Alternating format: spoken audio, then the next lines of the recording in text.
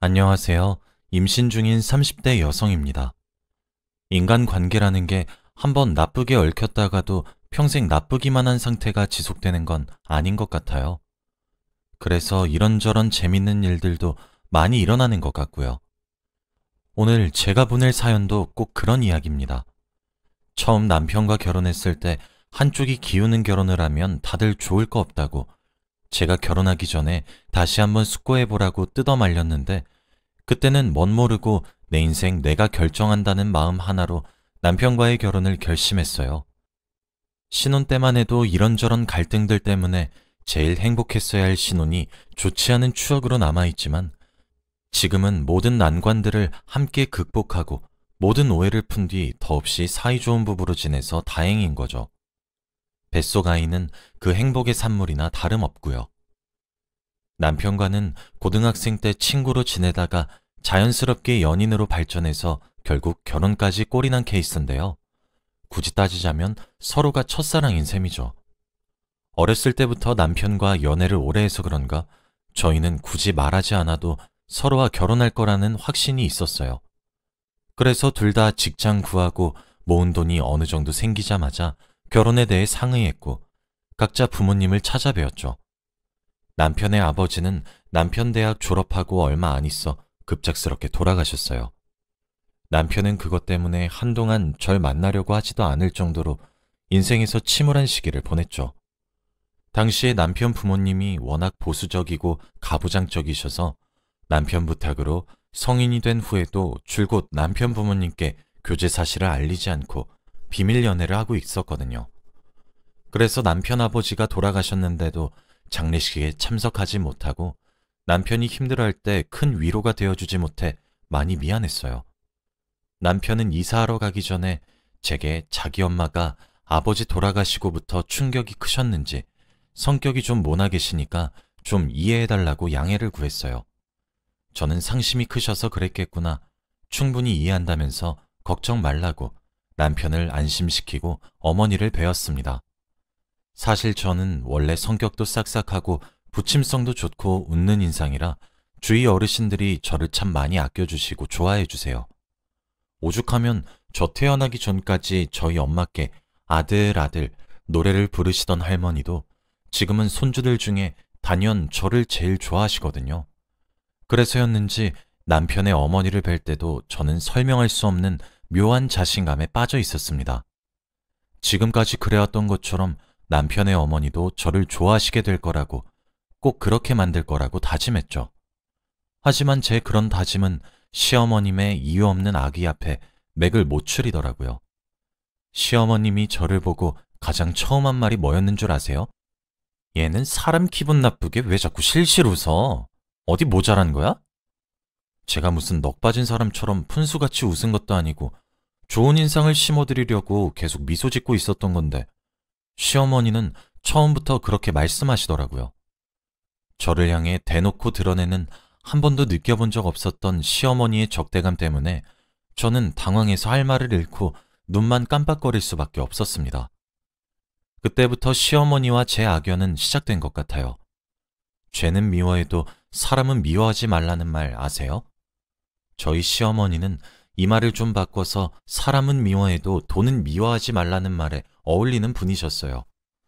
이유는 설명도 안 해주시고 제가 마음에 안 든다고 첫인상부터 별로였다고 저와 남편의 결혼을 반대하던 시어머니는 저희 친정이 번화가에 상가 건물 몇 채를 소유하고 있다는 사실을 알고는 머릿속에서 계산기 몇 번 두드린 후에 언제 그랬냐는 듯 저희 결혼을 허락해 주셨어요.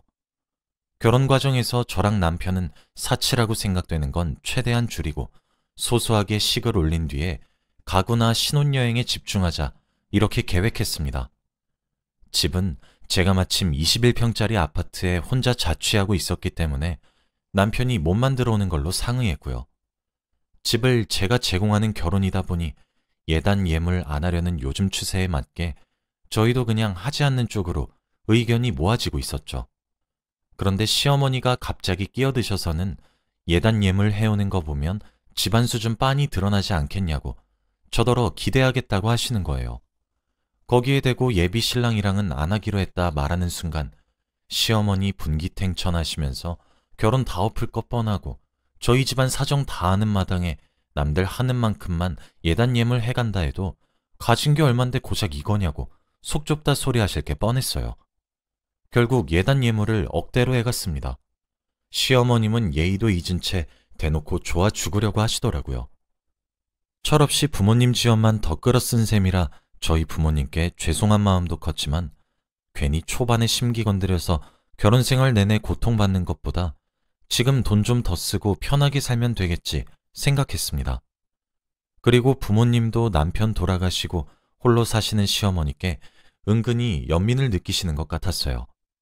그 나이에 아들까지 장가 보내고 나면 무슨 낙으로 살겠냐고 하시면서요. 저희는 결혼 후 유럽으로 신혼여행을 다녀왔어요. 그리고 달콤한 신혼을 며칠 만끽하지도 못하고 또 일이 터졌습니다. 시어머니가 갑자기 전화 오셔서는 대뜸 가슴이 너무 답답하고 숨을 못 쉬겠다고 아무래도 죽을 때가 다 된 것 같다면서 저랑 남편을 호출하시는 거예요.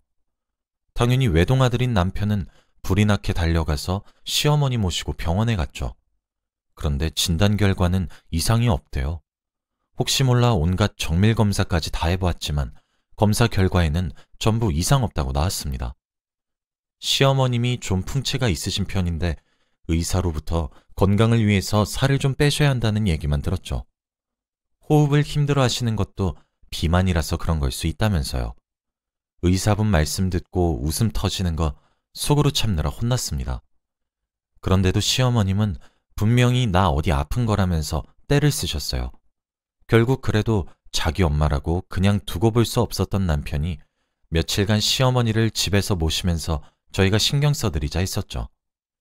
시어머님이 저희 집에 며칠 신세진다 생각하니 썩 반갑진 않았지만 그래도 길어봤자 일주일이라 생각하고 참았습니다. 그동안 시어머니는 아픈 척 하시며 제게 온갖 잔소리를 다 하셨습니다. 일반적으로 노인분들이 아침잠이 없으신 편이잖아요. 시어머니는 아직 해도 안 뜬 새벽 4시에 깨서는 제게 아침상 차려오라고 시키는 건 기본이었어요. 시어머님은 자기는 눈 뜨자마자 밥을 먹어야 힘이 난다면서 예외 없이 저를 깨워서 꼭 아침상을 차리게 시켰어요. 그러면서 국이 짜다 싱겁다, 밥이 왜 이렇게 지르냐 퍽퍽하냐, 아직 밥 지을 때 물 높이도 못 맞추는 거냐, 자기 아들을 맘 편히 맡길 수가 없다면서 온갖 트집을 잡으셨죠. 하루는 안방에 함부로 들어가셔서 제 옷장을 벌컥벌컥 열고는 사이즈도 안 맞아서 입지도 못할 제 옷을 자기 몸에 가져다 대면서 애미야, 이거 나한테 더 잘 어울리는 것 같지 않니? 색도 화사한 게 나한테 딱이네, 딱이야 하면서 백화점에서 산 좀 가격대 있다 싶은 옷들은 전부 자기 달라고 은근하게 조르는 거예요. 그러면 저는 시어머니 황소고집에 못 이겨 알겠다고 하고 계속 비위를 맞춰드리는 수밖에 없었습니다. 그것도 모자라서 시어머니는 제 외출까지도 자기 멋대로 하려고 하셨어요. 제가 결혼 전에는 디자인 회사에서 일하다가 회사 근무 환경이 마음에 안 들어서 결혼 직전에 퇴사하고 프리랜서로 전향했거든요. 그래서 잘 모르는 사람이 보기엔 집에서 노는 것처럼 느껴져도 집에서 계속 외주받고 마감기한 지켜서 결과물 보내느라 어떨 땐 밤새는 날도 많아요. 그날도 그 전날 마감 끝나고 생긴 휴일이라 오랜만에 친구들 얼굴도 한번 보고 친정에도 들렀다가 와야겠다 생각했어요. 시어머니가 외출복으로 갈아입고 화장대에 앉아서 외출 준비하는 제 모습을 보시더니 어디 나가는 거냐? 하고 물으시는 거예요. 네, 어머님. 오랜만에 친구도 좀 만나고 친정에도 잠깐 다녀오려고요. 괜찮죠? 하고 물으니 시어머니는 뭔가 마음에 안 든다 노트로 알겠다 짧게 대답하시고는 자기 방으로 다시 쏙 들어가셨어요. 그리고 저는 집을 나가서 친구들 만나 맛있는 것도 먹고 오랜만에 이야기꽃을 피우면서 즐겁게 시간을 보냈죠. 슬슬 친정에 갈 시간이 되어 친구들과 헤어지려는데 남편으로부터 전화가 왔더군요. 한창 회사에서 일할 시간에 무슨 일인가 싶어 전화를 받았더니 남편이 다짜고짜 화를 내면서 저보고 어디냐고 묻는 거예요. 그래서 지금 친구들이랑 만나서 카페에서 차 마시고 있다 하니 남편 목소리가 더욱 단호해지면서 당장 병원으로 오라고 어머니 쓰러지셨다고 하는 겁니다. 제가 나가기 전만 해도 멀쩡하셨던 시어머니가 왜 갑자기 쓰러지셨는지 영문을 몰라 남편이 알려준 병원 응급실로 달려가니 시어머니가 병원 침대에 누워 계셨어요. 남편은 그 옆을 지키고 있었고요. 황급히 달려오는 제 모습을 보고는 남편이 화를 참는 듯한 목소리로 말했습니다. 당신, 우리 어머니 건강 안 좋아서 내가 신경 좀 써달라 했잖아. 근데 어떻게 이럴 수가 있어? 당신 밖에서 노는 동안 어머니 혼자 쓰러져 죽을 뻔했어. 일단 남편에게 미안하다 사과하고 시어머니께도 죄송하다고 오늘 컨디션 안 좋은 줄 알았으면 절대 혼자 내버려 두고 안 나갔을 거라고 거듭 사과드렸어요. 그랬더니 시어머니는 듣기 싫다는 듯 에휴 하고 눈 감은 뒤 반대쪽으로 고개를 획 돌리시는 겁니다. 남편은 얼마 안 있어 다시 회사로 복귀하고 저는 시어머니 곁을 지키는데 시어머니가 비아냥거리는 말투로 제게 말하더군요. 그러게 아픈 시애미 두고 밖에 나가시더냐? 아픈 시애미보다는 지 부모, 지 친구들 보러 가는 게 더 소중하다 이거지. 제가 거기에 대고 해명하려고 입을 대니까 듣기 싫다라고 소리치시곤 이불을 끝까지 덮어 쓰시더군요. 때마침 의사분이 보호자를 찾아서 제가 다가가니 의사분은 혹시 몰라 CT 검사도 해봤지만 쓰러지면서 가벼운 뇌진탕만 있었다고 따로 신경 쓸 부분은 없고 아무래도 이렇다 할 병이 있다기보다는 나이 들면서 노쇠하는 자연스러운 현상 같다고 말씀하셨죠. 솔직히 의사 소견까지 자꾸 시어머니께 이상 없는 걸로 나오니까 시어머님이 어쩌면 아픈 척을 하고 계신 건 아닐까 의심이 안 되려야 안 될 수가 없더군요. 그도 그럴 것이 시어머님은 남편 앞에서는 매번 입맛 없다, 힘이 없다, 연약한 척 하시다가도 남편 회사 출근하고 나면 입맛 없다 할 땐 언제고 밥을 두세 그릇씩 싹싹 비우시거든요. 제가 차린 밥상 간 안 맞아서 먹기 싫다 하시면서 밥 때는 꼭 안 놓치려고 하시죠. 그것도 모자라서 식후에 꼭 디저트까지 찾으세요. 게다가 하루는 새벽에 밤새면서 외주일하다가 화장실 가러 잠시 밖에 나왔는데 화장실 옆에 있는 시어머니 계신 방문 틈 사이에서 이상한 노랫소리가 작게 들려오는 거예요. 뭔가 싶어 숨죽이고 살펴보니 시어머니가 전에 저한테 뺏어가신 옷들 하나씩 힘겹게 짚어 올리고 콧노래 부르면서 아주 패션쇼를 하고 계신 거예요. 조금 있다가는 제가 지켜보고 있는 것도 모르고 뭐가 그렇게 신나시는지 살사까지 추시더군요. 남편이랑 저 있을 땐 힘 없다면서 매일같이 침상에 누워만 계시던 분이요. 이러니 제가 시어머님을 의심 안 할래야 안 할 수가 있겠어요? 분명히 혼자 사는 것보다는 며느리가 때 되면 밥 차려주고 청소도 해주고 온갖 귀찮은 일은 다 해주니 편하게 살고 싶어 아픈 척 하시려는 거겠죠. 어머니를 다시 집으로 모시고 퇴근한 남편에게 제가 목격한 시어머니의 멀쩡한 모습들을 그대로 전하기는 좀 그래서 의사 소견을 전하면서 은근슬쩍 떠보니까 그럴 리가 없다면서 그럼 제 말은 지금 자기 엄마가 거짓말하고 있다는 거냐. 아까도 그렇고 자꾸 왜 이러냐면서 저한테 정말 실망할 것 같다고 말하더군요. 제가 아니 내가 하려는 말은 시어머니가 거짓말하고 있다는 게 아니잖아. 그냥 계속 검사를 해도 시어머니가 큰 병이 있다는 증거는 안 나오니까 하고 말하니 남편이 도중에 그거나 나한텐 다 같은 소리로 들려. 이렇게 끼어들면서 성을 내더군요. 그날 대화는 그렇게 끝났어요.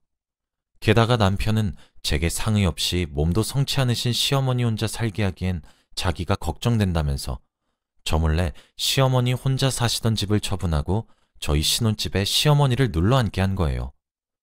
물론 시어머니도 중간중간 이대로 자기 혼자 어떻게 살겠냐며 혼자 살다 쓰러지면 누가 알아주겠냐고 그대로 황천 가는 거 아니겠냐고 자주 한탄하시면서 남편 마음을 흔들어놨죠. 남편은 완전히 자기 엄마 편이었어요. 다른 건 다 참을 수 있어도 저 몰래 합가시킨 건 저도 가만두고 볼 수가 없어 남편에게 이 집 따지자면 당신 집 아니고 100% 내 집인데 어떻게 나한테 상의도 없이 그럴 수 있어? 하고 따졌습니다. 그랬더니 남편은 지금 그게 문제야? 이러다 엄마 쓸쓸하게 돌아가시면 나 스스로를 용서 못할 것 같아서 그래. 당신 그것도 못 참아? 어떻게 사람이 피도 눈물도 없어? 하고 맞받아치면서 저희의 대화는 어느새 싸움이 되었죠. 목소리가 커지니 자기 방 안에 가만히 있던 시어머니도 이건 아니다 싶었는지 밖으로 나와서는 저를 꾸짖으셨어요. 어디 여자가 하늘 같은 남편한테 대들어. 돈 좀 있다고 우리 아들 기죽이려는 거야? 하시면서 역정을 내시며 제게 성큼성큼 다가오시는데 순간 억 하시고 뒷목을 부여잡으시면서 어머니가 쓰러지시는 거예요. 이번에도 혹시 시어머니 각본, 시어머니 감독, 시어머니 주연의 꾀병 연극인가 싶어 가만히 상황을 살피고 있으니 전이랑은 뭔가 촉이 달랐어요. 황급히 구급차를 부르고 대학병원에 가서 남편과 함께 의사를 기다렸습니다. 그새 남편은 조금 진정이 됐는지 아니면 하나 있는 어머니도 잃을지 모른다는 두려움에 많이 초조해져 제게 의존하고 싶어졌는지 미안하다고 먼저 사과를 하더군요. 저도 남편의 마음을 이해해주지 못한 것 같아 사과했어요. 그리고 얼마 안 있어 의사분이 오셨는데 췌장암이라고, 일단은 긴급 수술 중이라고 하시는 겁니다.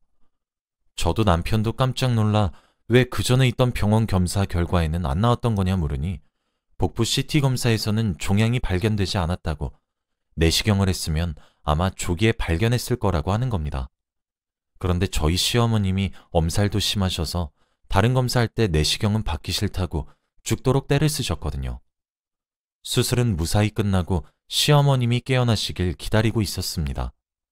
시어머님이 눈 뜨자마자 남편이 의사 불러오겠다고 해서 나가고 병실에는 시어머님과 저만 남게 되었죠.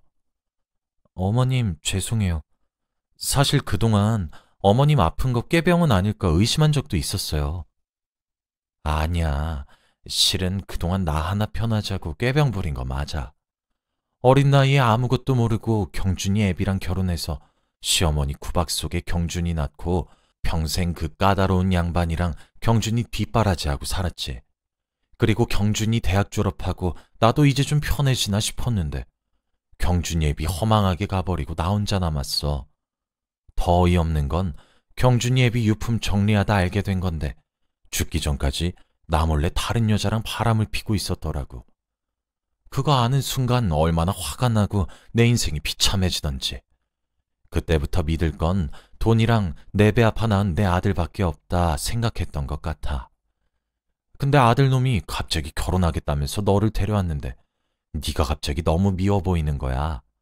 내 아들 뺏으러 온 것 같고 나는 젊었을 때 없었던 돈 너는 많이 가지고 있고 자신감 있어 보이는 모습에 질투났지. 그래서 일부러 아픈 척하고 너 골탕 먹이려고 했던 거 맞아. 나도 똑같이 시집살이 고되게 했으면서 똑같이 돌려주려 했던 못된 심보였지. 근데 그게 천벌로 돌아왔는지 내가 진짜 죽을 병에 걸렸다 하네. 죽을 때가 되니까 사과해야겠다는 생각이 번뜩 들더구나.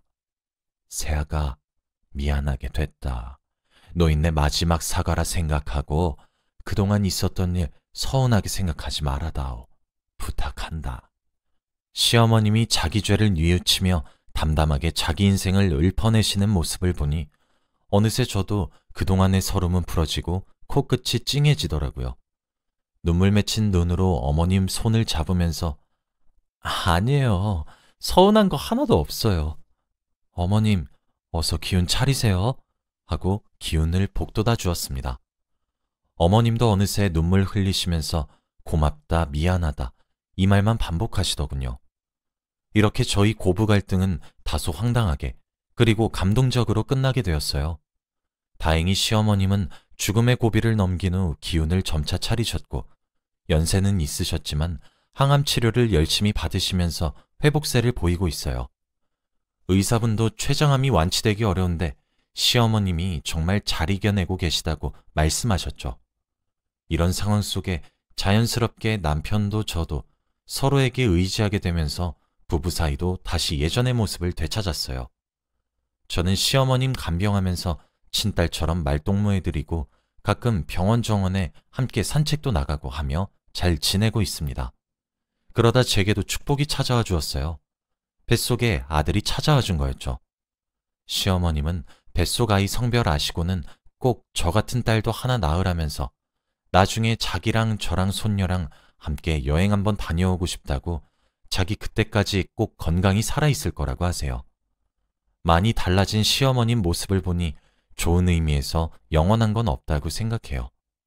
평생 스트레스 받을 줄만 알았던 시어머님과 제 관계가 이렇게 좋아질 거라고 감히 누가 상상이나 했겠어요?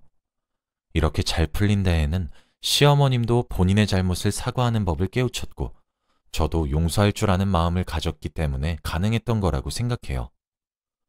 여러분도 이런 관계가 있다면 선뜻 사과나 용서를 해보시는 건 어떨까요? 저는 그 덕에 더없이 평온한 나날들을 보낼 수 있게 되었거든요. 제 사연 들어주셔서 감사합니다.